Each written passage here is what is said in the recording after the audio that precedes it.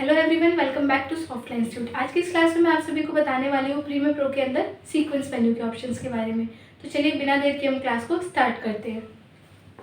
Mastering the Adobe Premiere Pro sequence menu, dive into the powerful sequence menu in Adobe Premiere Pro. This presentation will guide you through essential commands and shortcuts for efficient video editing. Sequence जिसमें हम videos पे काम करते हैं, जैसे last class में मैंने आपसे शेयर किया था फाइल एंड एडिट और क्लिप्स मेन्यू के बारे में, जिसमें हमने सीखा कि कैसे हम ऑप्शंस को यूज़ करके अपने वीडियोस को और ज़्यादा स्टनिंग लुक दे सकते हैं, उसमें कैसे आप इजीली एडिटिंग कर सकते हो। तो ये सारे ऑप्शन थे हमारे प्रीवियस मेन्यू के अंदर। तो इसी तरीके से आज हम करने वाले sequence menu.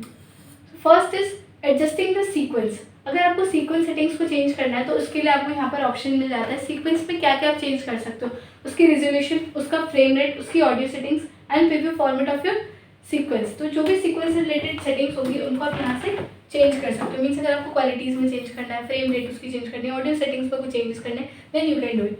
For example, if you created a sequence at 1080p, अगर आपने एक सीक्वेंस क्रिएट किया 1080p पे और आप उसको चाहते हैं 4K में अपडेट करना है या 2K में अपडेट करना, तो यहाँ से आप इजीली उसके रेजोल्यूशन को चेंज कर सकते हैं।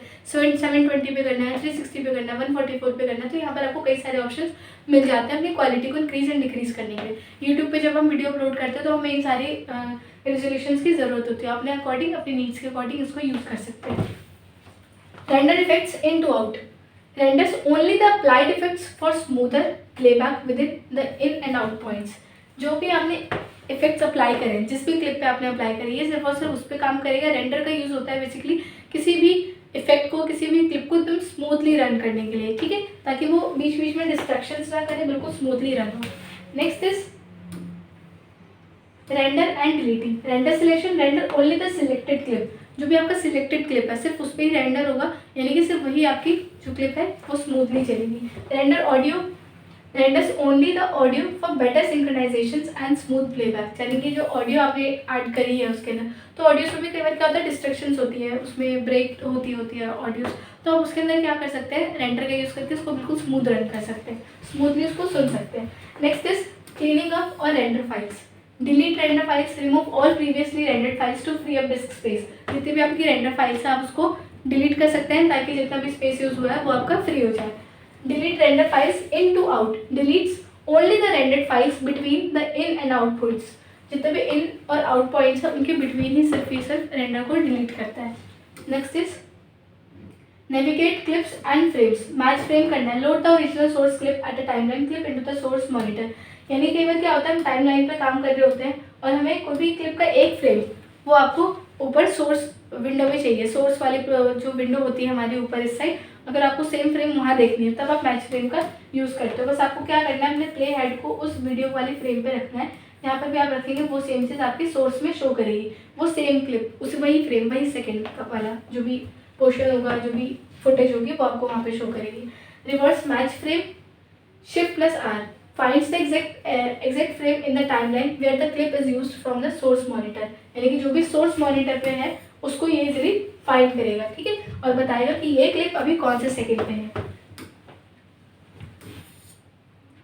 Editing and trimming clips.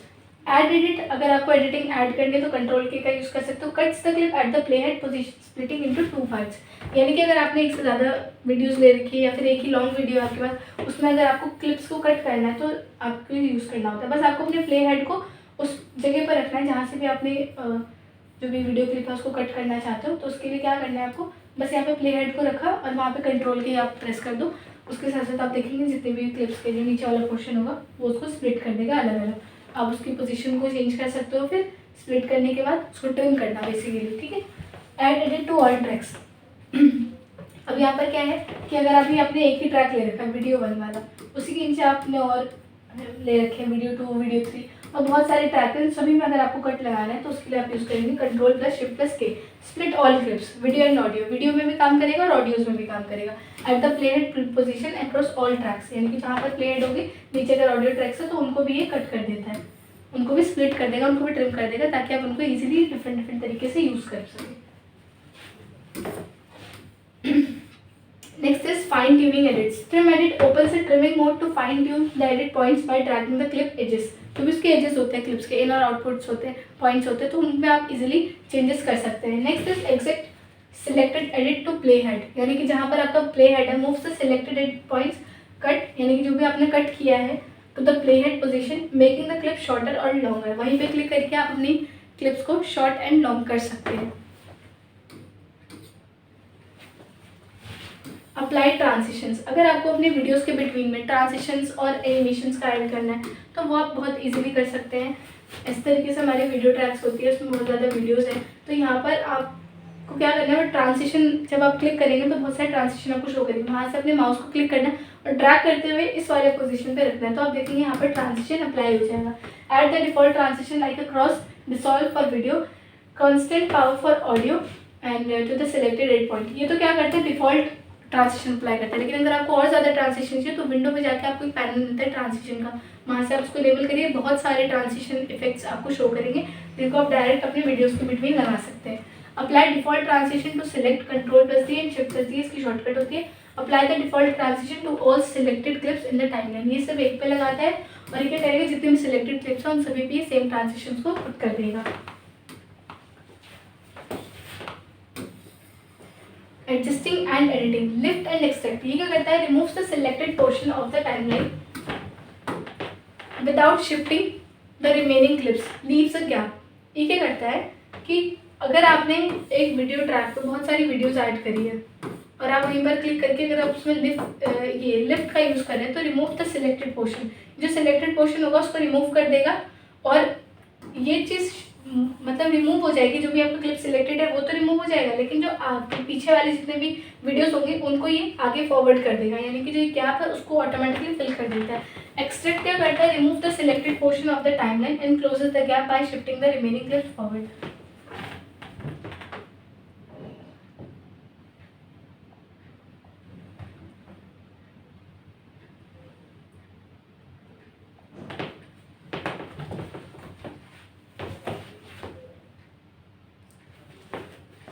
Adjusting and editing, lift,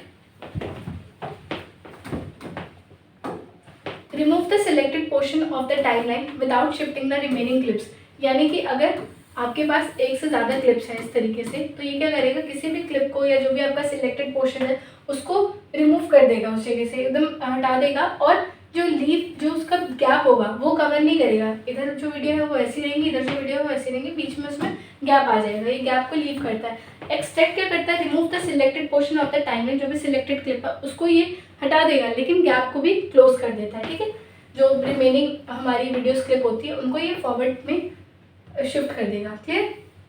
next is more useful tools like zoom in, zoom out, go to gap and snap. तो ये कुछ ऑप्शंस होते हैं जिनको आप यूज़ कर सकते हैं अपनी टाइमलाइन के अंदर। अगर आपको जूम इन का यूज़ करना है तो आपको प्रेस करना है कंट्रोल+इक्वल, या फिर आप नॉर्मली भी इक्वल या जो प्लस का साइन होता है उसको जब आप क्लिक करेंगे प्रेस करेंगे तो ऑटोमेटिकली आपकी टाइमलाइन जूम होगी।